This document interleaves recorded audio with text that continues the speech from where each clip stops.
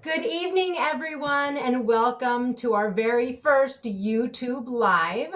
This is our production of Homeschooled, put on by the Ridgeview Drama Department, and more specifically, the Advanced Theater class. I am the theater teacher at Ridgeview, Jennifer Rizalmi, and these are all of the Drama Club officers. Hello. Hi. Hi, my name is Logan Shearson. I am the drama club president at Ridgeview High School, and I'm a senior this year. And while things haven't been perfect, we've really done our best, and just putting on small shows like this really make all the difference. We've had a lot of fun filming, and we hope you have a lot of fun watching. Gabe?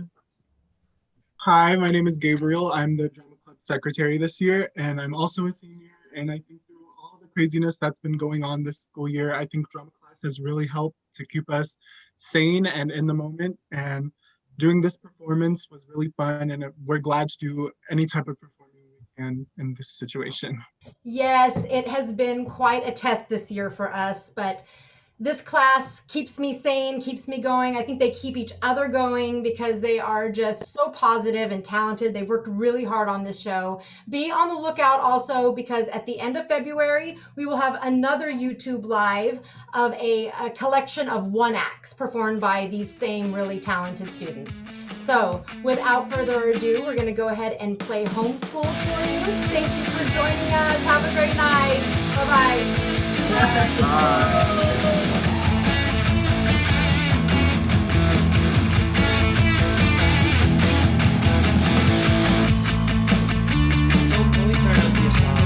Sir, I'm over here. The camera's over here. Is that something we can do? Yeah, we can. I think I can whip something up real quick. I can. Yeah, something on my phone or something like that. All right, let's start recording. Sir, it's live. It's What? on right now. The people can see you. I hate technology.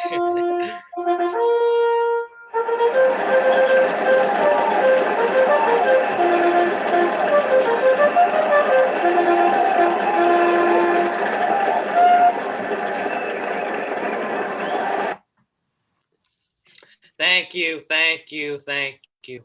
Citizens of Smorgasbord, it is an absolute honor to appear before you as mayor of Smorgasbord. These are desperate times, and desperate times call for unprecedented measures. Before we get into the nitty-gritty of social distancing, I would just like to take a minute to recognize the fact that last week's 36th annual Cheesemonger Festival was a great success. That's right, sir. We spared no expense. From sharp cheddar to crumbled gorgonzola, from pasteurized feta to stinky limburger, which smelled more like my mother-in-law's feet on a summer day. But I digress. And the little ones enjoyed the giant mechanical cheese wheel, did they not? Oh, except for poor Billy Willard, who I just heard is going to make a full recovery. Oh, yay! That's so good. Yes, sir. I have no regrets. It was the event of a lifetime. We made every dairy farmer on this planet proud to pull on an udder. I can easily imagine you clapping at home right now. Thank you for that.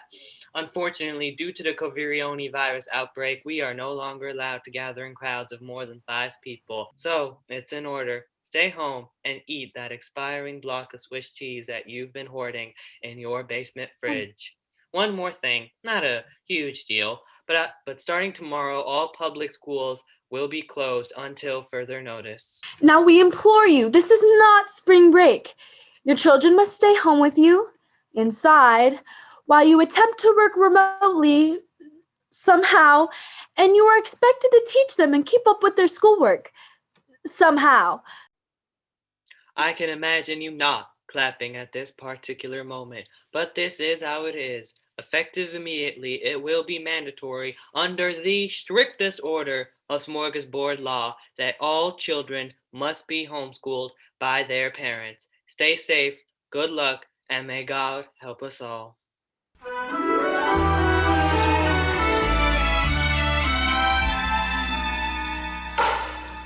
I can't believe this.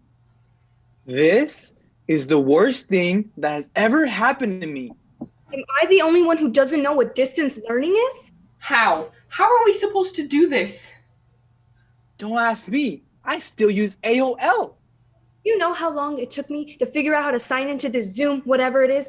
2 glasses of wine and half a cheesecake. I don't know about you, but I can't think of a single subject I'm qualified to teach my children. Even if I could, how would I have the time?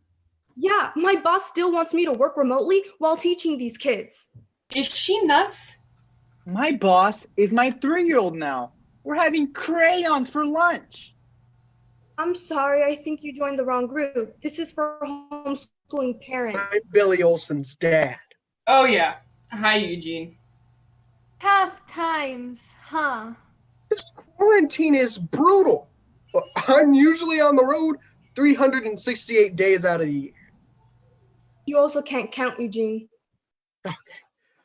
Look, all I'm saying is I can't work remotely. What kid wants to look at a balloon giraffe? They barely want it in person. Look, clearly not all of us are capable of making wise life choices, let alone teach others. Are you talking about me? Just say it. I'm not talking about any specific clown. Good. Because I have an MFA. I think what Gary's getting at is that none of us have the time, patience, or desire to teach our kids all day. Exactly. Besides, even if I am qualified to teach one subject, which I am not saying I am, that doesn't mean I can teach a whole day's worth of subjects. Okay, here's what we'll do. Each parent will be randomly assigned a subject and then focus on that. That's doable. So, kind of like real teachers. Except random. And we care less. And we have no training. Right. We can pick out of a hat. That would be fantastic. I hit you, but that's a good idea. We can use mine. Why don't we use the subjects I wrote down on these slips of paper? Yeah, sure. Just put them in my hat. Oh, never mind. I'll enter each subject and grade into an automated program that will then randomly distribute the assignments to each parent via text. Okay?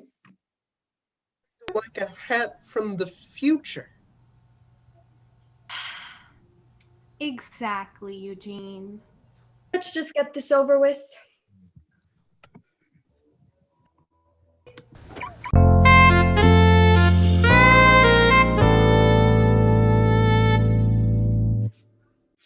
Does everyone have their calculators? Because today we're going to be learning about accounting by balancing my checkbook. Yay! This is supposed to be U.S. history? I'm supposed to be teaching U.S. history? I thought I was teaching accounting.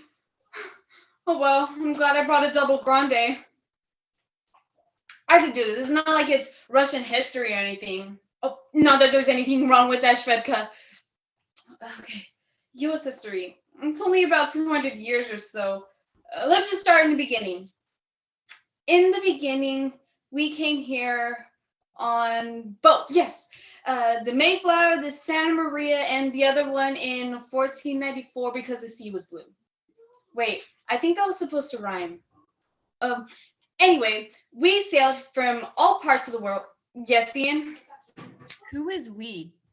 Oh, we being all kinds of people from all over the world, but Europe, mainly countries in Europe, because people were being persecuted for their religious beliefs and were poor and desperate. The American dream. I think I'm getting ahead of myself, or behind myself, or whatnot. The continent of America wasn't the United States. It wasn't even states. It was just land and Indians. Oh, Native Americans, indigenous people. You see, they weren't even Indians. Columbus. Focus, Cindy. Focus. Let's just skip ahead. Before the states were united, they were separate. 13 states, yes. They became united around 1776. Independence Day, yes. I'm remembering now. The states wanted to be free of British rule, so they burned all their tea. But then that started a war on a bridge in Massachusetts, the Revolutionary War. And The British wore red coats and we wore blue coats, and it was really easy to tell everyone apart. And George Washington and a bunch of other really important men, they came together and signed the Declaration of Independence and maybe the U.S. Constitution at this time, which basically said that all men were created equal, but it didn't really mean it because it didn't include slaves, women, or anyone except white men with really strange hair. Any questions? Oh.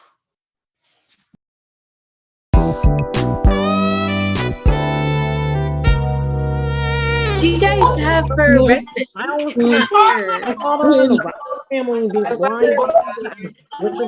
Potty. Okay. Oh. Please settle down. Okay, quiet. I know distance learning can be a challenge, but let's take this.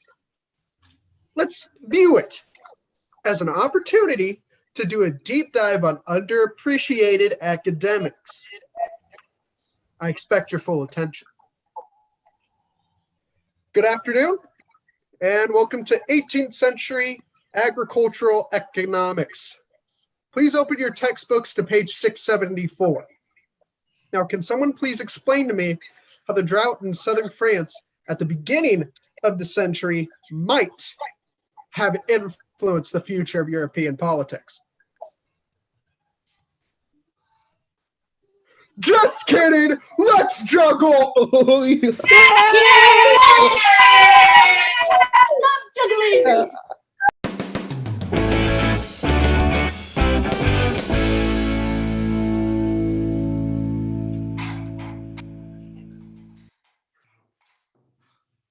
Oh, hi guys, I'm Phil. I'm a plumber, and I'm going to teach you guys about biology. Now, you may think I'm an unlikely teacher for that subject, but if you think about it, biology is really just like a complex plumbing system. So actually, I'm uniquely qualified to teach. All right, Super Mario, sure. Who said that? Who said that? I can't tell with all these videos, but I know your parents and they'll be getting some calls later. Anyway, ask me any questions you have on the human digestive system. You there, shoot.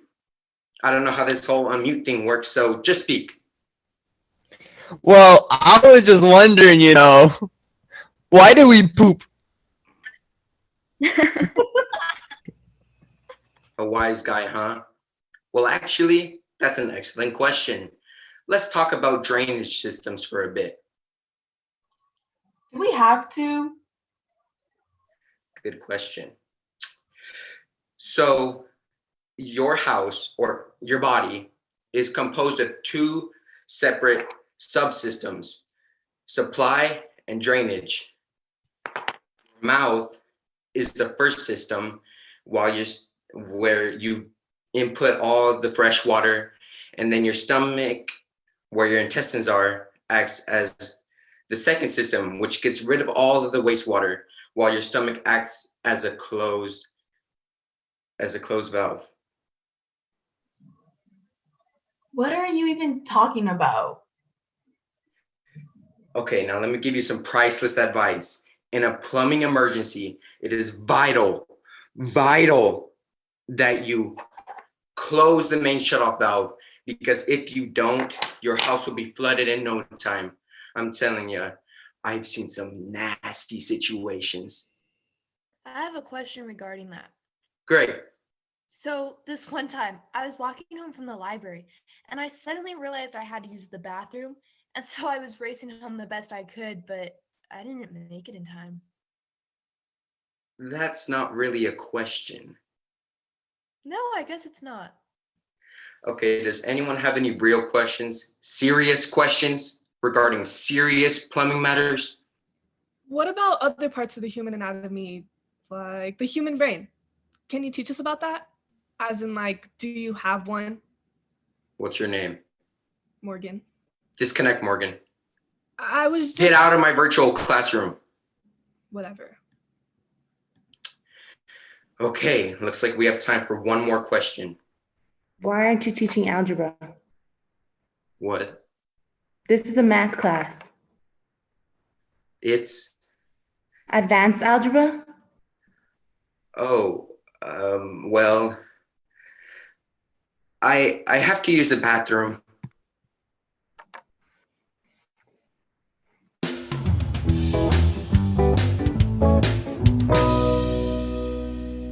I had cake. I need to go potty. You both have matching teddy bears. This one's mine. Potty. Is it good? It's good. Take your seats. You don't have to. I suppose I won't know the difference. This is all very new for me, and I'm not sure how any of this is even possible. Okay, so today we are going to learn about sexual education. I am Julie's grandmother. Where are you, Julie? Oh, there you are. Hi, sweetie. Now, where were we? Yes. Oh, my. Good heavens. That is just... I think I know what that is, but... Oh, dear. I can't teach that. Who printed this filth? I would never. Oh, well, I've done that. I didn't even know that was possible. What? Do they still make those? This book is confusing. What's that supposed to be? Oh. Oh. Well, this has been exhausting. I'm signing off. You figure it out yourselves. I don't even know why I need to teach this. Everything's on the Google Kids.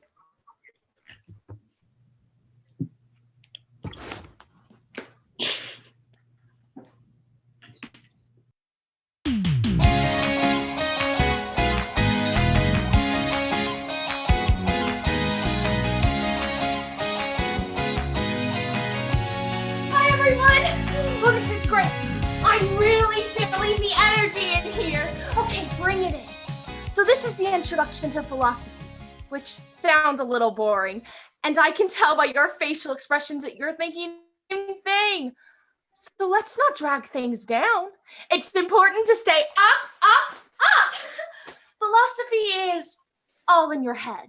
And it's important to get out of your head and into your body. Get on your feet. Come on.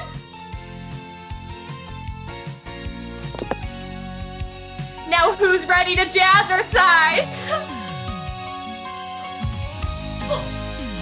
Feel that blood flow. Great.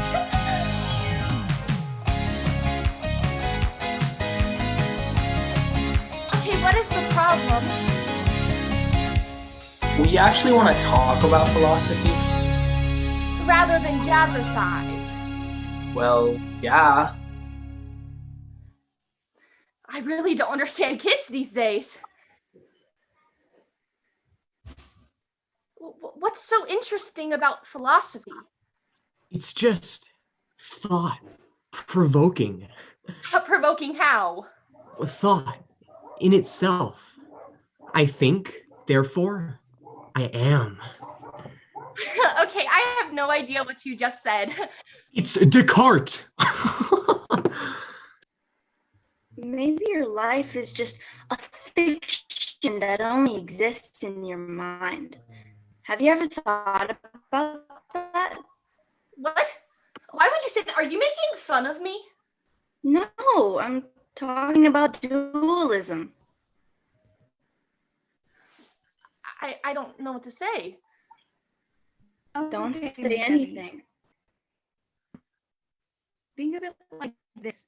You've spent your whole life being a personal trainer, trying to obtain the most perfect jazzercise routine, trying to obtain true happiness. But that is an impossible task. There is no perfect jazzercise routine. It's the act of jazzercising that is the path to happiness. I don't know what to say. Don't say anything. You've shaken my worldview. Everything that I know has lost meaning. I'm no longer of my body. I am of my mind. It's okay. We understand. You're experiencing what Aristotle would call a catharsis, an emotional cleansing, if you will. What is life? What is real? Who am I really? Welcome to philosophy. Now, will you please change your outfit? It's making us dizzy. Who am I? Who am I? Who am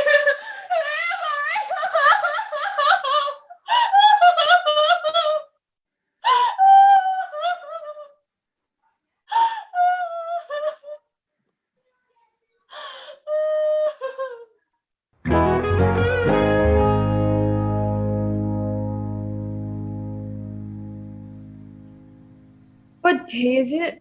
I have no clue. Wednesday? Sunday, maybe? Time is an illusion. This is going worse than I thought. I think we can all agree this is going horribly. Yeah. What happened to you? I was assigned gym. I'm not cut out for this. Clearly not. But gym is so easy. It's the golden ticket of teaching jobs. Yeah, but I'm coaching varsity soccer, lacrosse, volleyball, and junior varsity dressage. I don't even know what that is. It's basically horse dancing. That's the sport? I have no clue. And I'm supposed to do this remotely. At least when I'm crying, I can turn off my camera. Oh, Gary, you have to switch with her. What are you teaching? Advanced statistics. That's a subject? I have no idea. But I'm not switching with you. I don't want anything to do with whatever dressage is. Let's just get all the parents to be reassigned. I don't think anyone is happy. No. Okay, no, no. What do you mean? I'm thrilled. I haven't worked this hard since the circus came to town. I can finally feed my family. You know, we're not getting paid for the homeschooling, right, Eugene? Sure. Yeah. I knew that. I just meant I have to go get. Okay, well, I'm sure we can all agree on reassignments. I mean, our children's futures are at stake here, right? Yeah. Yeah. Of course. Yeah. Of course. Yeah, I've been keeping that in mind, like all day. Children are the future, and the future is important.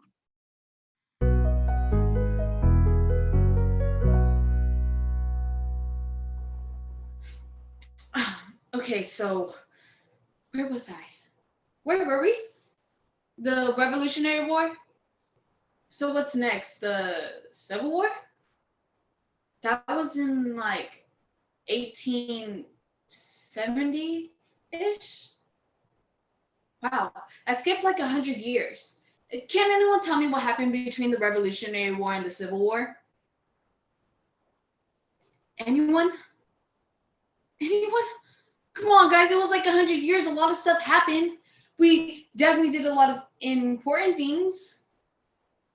We grew. We expanded west, yes. And these handsome looking cowboys were everywhere. But they all eventually disappeared like the Indians. As we expanded, our population also expanded because there was more room to stretch and families were having dozens of children to keep the farms running. And on these farms, we grew tobacco and cotton, and that led us to the Civil War. So,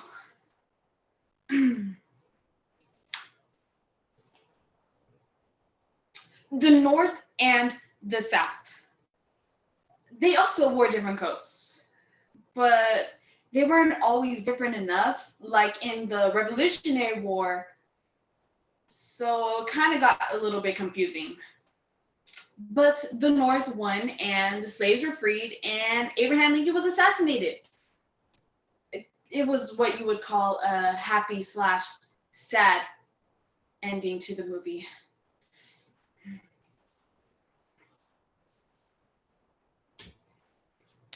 Any questions? Oh.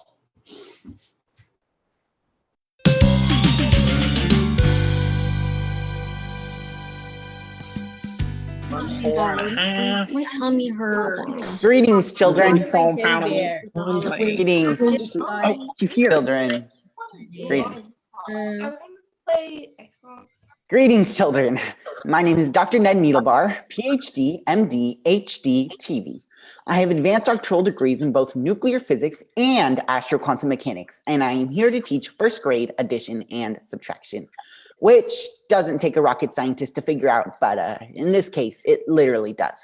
Nevertheless, Dr. Ned will keep this lesson rudimentary. Let us begin with addition. 1 + 1 equals...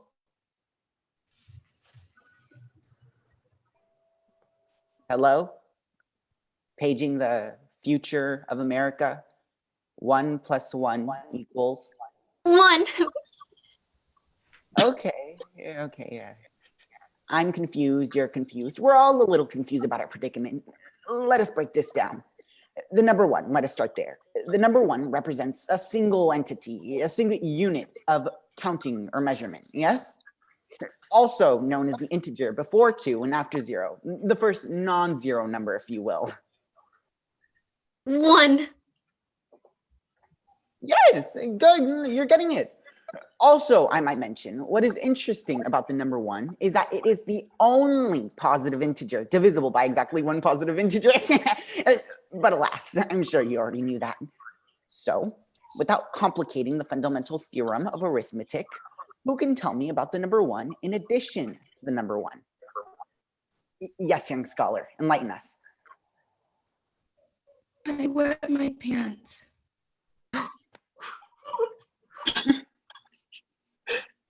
That is disgusting. Take control of your bowel system. I'm 6. Go outside and sit in the yard until the sun's gamma rays dry your pants. Anyone else?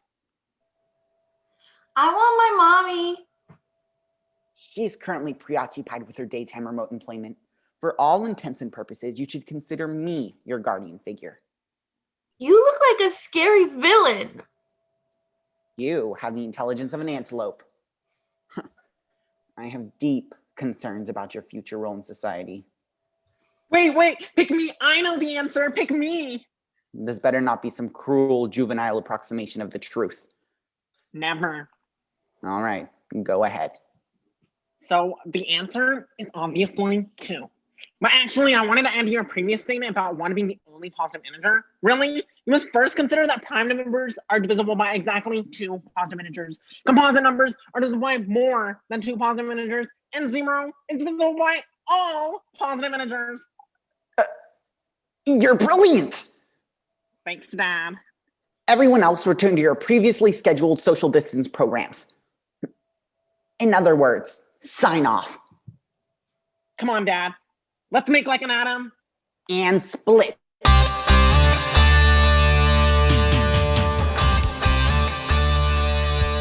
Guys, look at how nasty this looks. It looks really good. My pie is so Attention! This is home economics, and today we will be baking a pie remotely. You will not be finished until the pie has been baked and remotely inspected by me. Throughout this virtual course, you will be instructed to do the following. Preheat your oven, gather your equipment, add the required ingredients. Now, who has already done this training exercise? You have a pie. Me? Yes, you. Hold up your pie for inspection.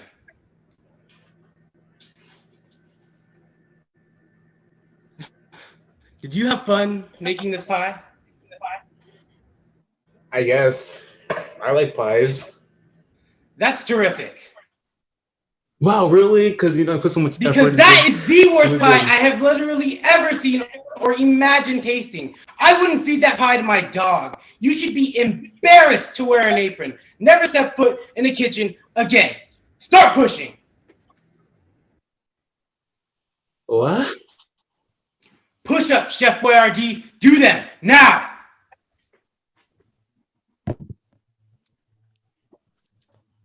I don't know, but I've been told. I don't know what I've been told.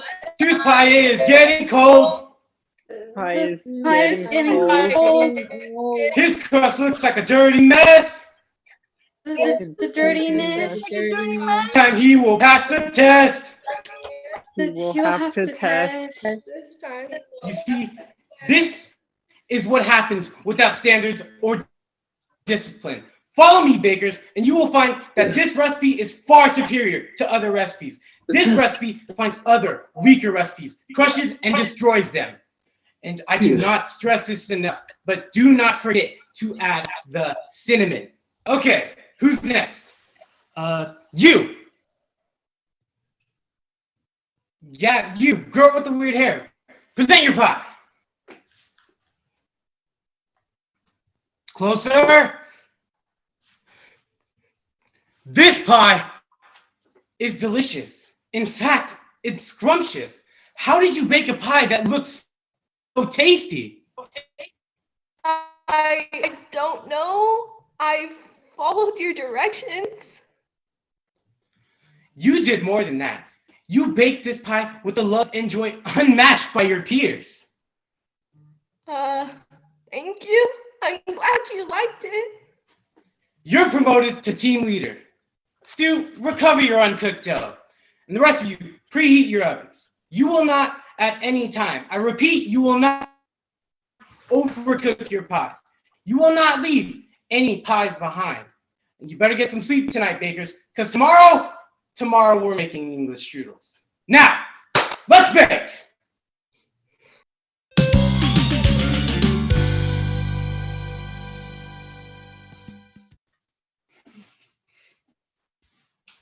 Lincoln is gone.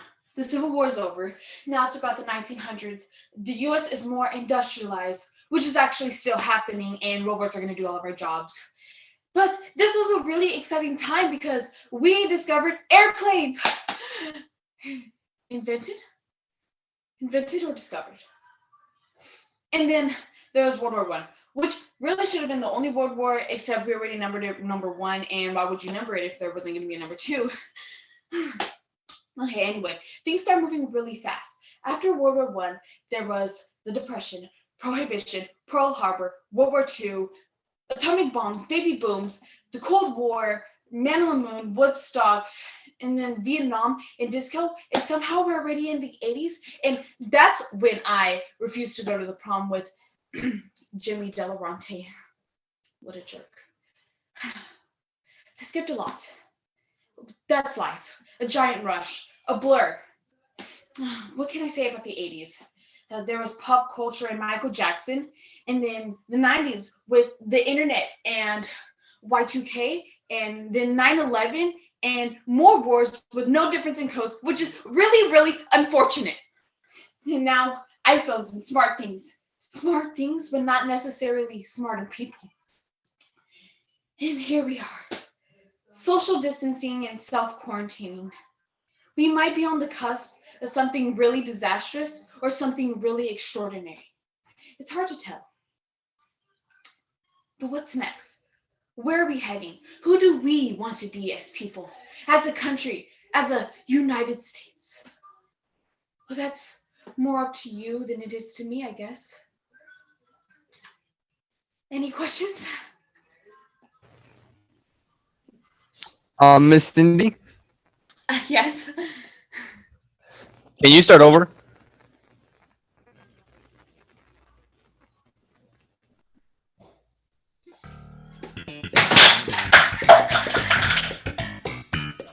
Try pressing record next time.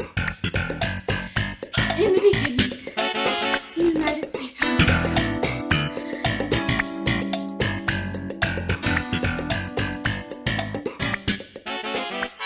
Gary, what in the world are you teaching?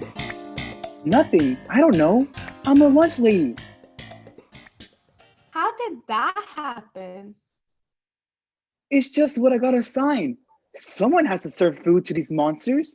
Only difference, it's takeout like everything else. Not all heroes wear capes. Some wear hairnets. What are you so happy about? Why are you still in that too? I was assigned phys ed again, and I love it. Now that my legs have healed and my back spasms have subsided, I love this job. Like, when everything goes back to normal, I might just quit my current job and teach phys ed. But you're a plastic surgeon. You make over $1 million a year. Not anymore. Follow your dreams, Gary. Hairnet and all. I hate my life. Look on the bright side. At least you didn't have to have a parent-teacher-parent conference last night. What is that? It's like a normal parent-teacher conference, except the teacher is your husband and your students are your children. It's also known as the worst date night ever. I told him to find a mirror and have the parent-teacher conference with himself. What did he do? Oh, he did it. He's very committed. He's so committed. You're so committed. Why couldn't I have picked Jim? Gym is not the proper nomenclature, Gary. It's physical education.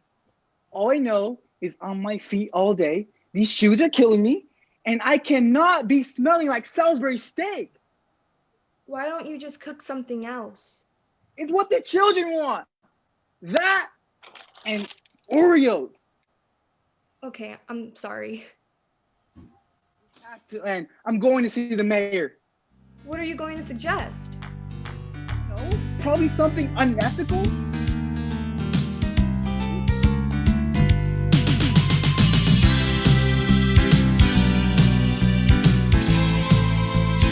Citizens of Smorgasbord, thank you for virtually assembling on this most momentous day throughout the past few weeks or years or however long it's been, who knows really. You have proven yourself to be of the highest caliber parents this town has ever known.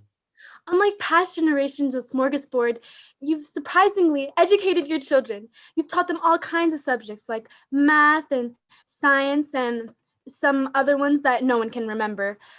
And although it's unlikely our students will ever use what you taught them ever again, that did not deter you from making them memorize stuff anyways.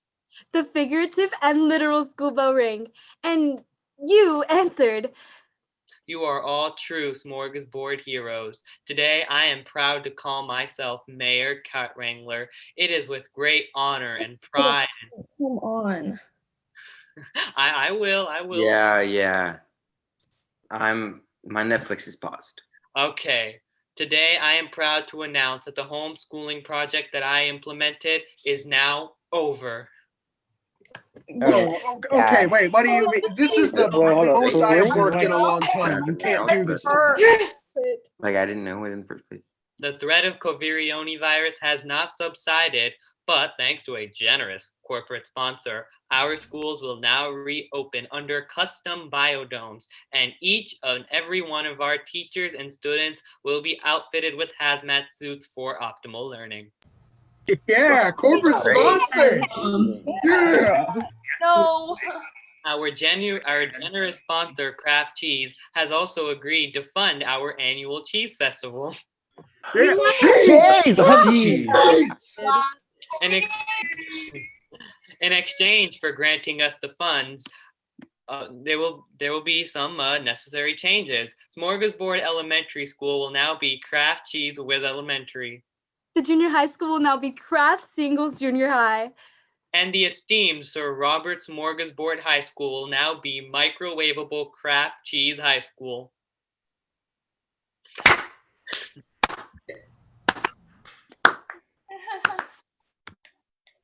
But these are only names, trademark and protected brands. This is a chance for a better, more effective school system.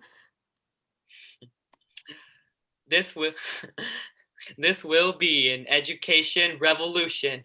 Trademark slogan of Kraft Cheese. Yeah. Yay. Ooh. Good. Yay. Kraft Cheese. Thank you for your virtual attendance. Stay home and socially distance. Don't drink and Zoom. I'm looking right at you. I see the one in the back. Live happily ever after, remotely. Mayor Cat Wrangler, out. I don't know about you guys, but I have found a newfound respect for teachers. And I have a newfound lack of respect for myself. What about you, Eugene? Did you learn anything? Absolutely. Yeah. I learned that in the late 18th century, southern France was very fond of juggling cheese. Some things don't change. Have some self-respect, Eugene. This juggling act was paid for by Kraft Cheese. All rights reserved.